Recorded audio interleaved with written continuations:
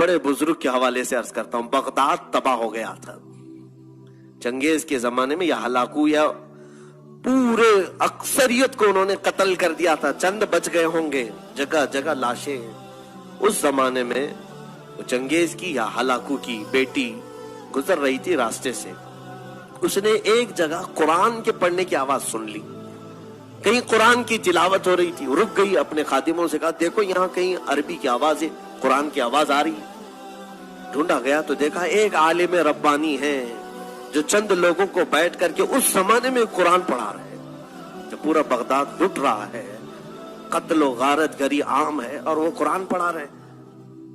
तो ये खातून जो थी वो जालिम बादशाह की बेटी थी, पूरा उसके बाप ने हिलाक कर दिया था। उसने बुलवाया उस आलिम को, कहा कि इस जमाने में भी तुम कुरान की तिलावत कर रहे हो? कहा मैं हर जमाने में कुरान की तिलावत करता हूं, पहले भी करता था, अब भी कर रहा हूं।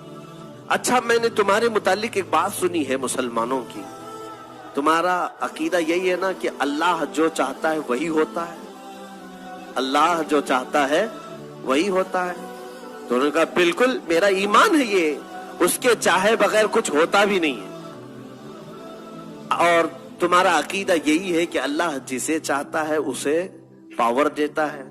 उन्होंने कहा बिल्कुल मेरा अकीदा यही है।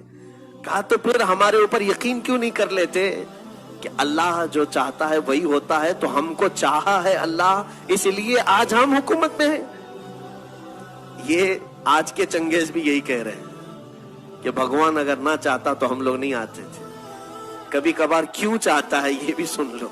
उस आलिम रब्बानी ने बहुत प्यारा जवाब इरशाद फरमाया, कहा बिल्कुल तो सही कह रही है। उसको मैं एक मिसाल से बताता हूं। कहा भीड़ें जो चलती हैं, बकरियों का जो गौल चलता है, मालिक एक हो, भीड़ें जब रास्ते पर चलती रहती, झुंड का झुंड जाता रहता है, लेकिन जानते हो भीड़ें पालने वाला जो मालिक है वो कुत्ते भी पालता है, एक दो कुत्ते भी उसके साथ रहते हैं। भेड़ों के साथ कुत्तों का क्या काम है? कुत्ते क्यों रहते हैं? इसलिए कि भेड़ें जब चलते चलते एक आध कोई रास्ता छोड़ के इधर उधर जाए तो कुत्ता भौंकते भौंकते वापस उसे भीड़ों में शामिल कर लेता है। कुत्ता क्या करता है? वो भौंकते हुए मालिक छोड़ देता है कुत्ते को, जाओ वो भीड़ इधर गई, ये बकरी उधर चली गई। कुत्ता भौंकते हुए उन भीड़ों को गौल में फिर से शामिल कर देता है और फिर वो रास्ते पर चलने लगती हैं।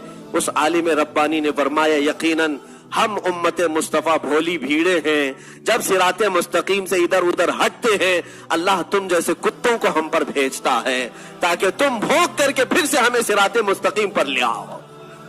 आज इसीलिए ये तमाम चीजें हैं मेरे अजीजों, ये तुम्हें जो आंख दिखा रहे हैं या भौंक रहे हैं इसलिए कि तुम रास्ता हटे हुए हो। वापस आ जाओ सिराते मुस्तकीम पर।